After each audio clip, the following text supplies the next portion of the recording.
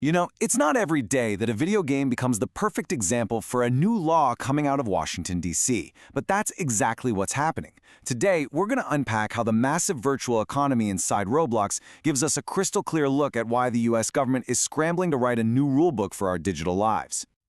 So, to really get why regulators are suddenly paying so much attention, you first have to understand the sheer scale of Roblox. We're not talking about just a game here. This thing is a sprawling digital world, and it's got an economy that's actually bigger than a lot of small countries. The numbers are just kind of mind-blowing. Okay, first, let's talk population. Get this, Roblox has 144 million people logging in and playing every single day. To put that into perspective for you, that's more people than the entire population of Japan every day. Now let's follow the money. And we're talking about the money flowing in. In just one 3-month period, users spent $2.2 billion on the platform. The company calls this bookings, and it's all real-world cash being turned into digital currency. But it's not a one-way street. Let's look at the money flowing out. In that same quarter, Roblox paid out $477 million to its creators. The people who are actually building all the cool games and items inside the platform. This isn't just play money, it's a real, fully functioning economy. So what's the engine behind all this? What makes it all tick? Well, this entire virtual nation, with all its billions of dollars sloshing around, it runs on its own special kind of money. And that, right there, is where things start to get really complicated. Not just for the players, but for the lawmakers back in the real world.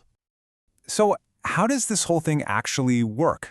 Well, it really boils down to two key pieces: the digital money itself and, crucially, the bridge that connects that digital money back to an actual bank account.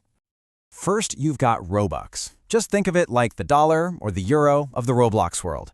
It's the lifeblood of the whole platform. You use it for everything. Buying a new outfit for your avatar, getting access to a popular game, and every time you spend it, a creator gets paid. And here is the absolute game changer: the Developer Exchange Program, or DevEx. This is the official system that lets the most successful creators take all those Robux they've earned and actually convert them back into US dollars. This is the mechanism that turns a hobby into a potential career. And we are talking about serious, life-altering amounts of money here. According to Roblox's own reports to their investors, their top 1,000 creators averaged $1.3 million in earnings. This is a whole new frontier for digital entrepreneurs. And this brings us to the billion-dollar question that's had regulators totally stumped. In the eyes of the law, what is Robux? Is it just game points with no real value? Is it a commodity, kind of like oil or gold? Or is it a security, like a stock in a company that should be regulated by the SEC? For years, nobody had a straight answer. So, into all this confusion and uncertainty, Congress finally decides to step in.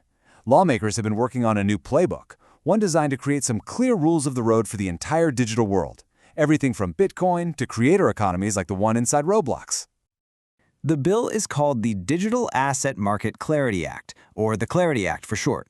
And honestly, the name says it all. The whole point is to stop all the guesswork and give everyone, creators, companies, investors, a predictable framework for how these new digital things are supposed to be treated. If you look at the bill's own text, it lays out the plan right up front.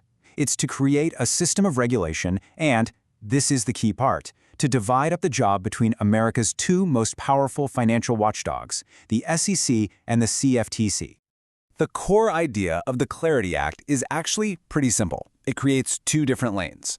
The SEC, the Securities and Exchange Commission, they'll be in charge when a digital asset is first sold to raise money, when it looks and feels like an investment.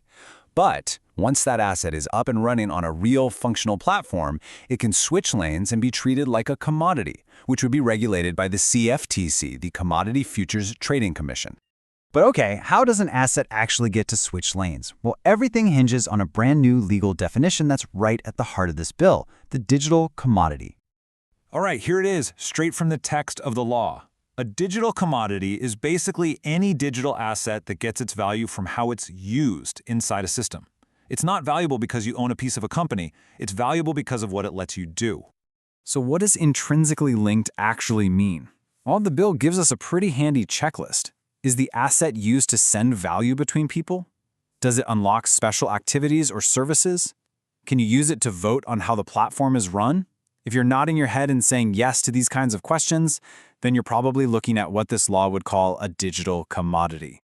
And boom, that brings us right back to Roblox. Think about it. Why do people want Robux? To play games, to buy virtual items, to participate in that world. Its value comes almost entirely from its utility inside the system. Under this new legal framework, Robux fits the description of a digital commodity almost perfectly. Now, the Clarity Act doesn't just create these new labels. It actually creates a clear pathway, a journey, for a digital asset to officially go from being treated like an investment to being treated like a commodity. It's basically a path to maturity. And the big milestone on this journey is reaching the status of a mature blockchain system. The definition here is all about decentralization.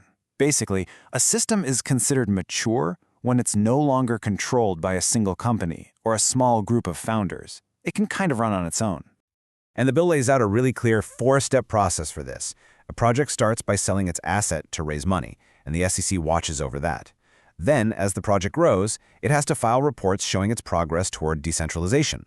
Once it can actually prove it's not centrally controlled anymore, it gets certified, and at that point the asset officially becomes a digital commodity and the regulatory oversight flips over to the CFTC. So you see how we started this whole conversation with a video game, but the implications here are so much bigger.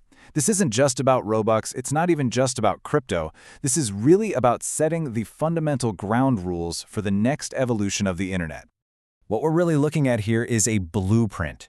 This kind of legislation is a foundational attempt to define what ownership and value even mean in the digital age. It's going to affect anyone who creates things online, anyone who's part of a digital community, and anyone who's helping build what people are calling the metaverse. And all of this leads us to one final huge question. Our digital world isn't some niche hobby anymore. It's a parallel economy, a parallel society. The Clarity Act is one potential answer for how we should govern it. But the big question that it leaves all of us with is this: as more and more of our lives move online, who do we actually trust to write the rules for our new reality?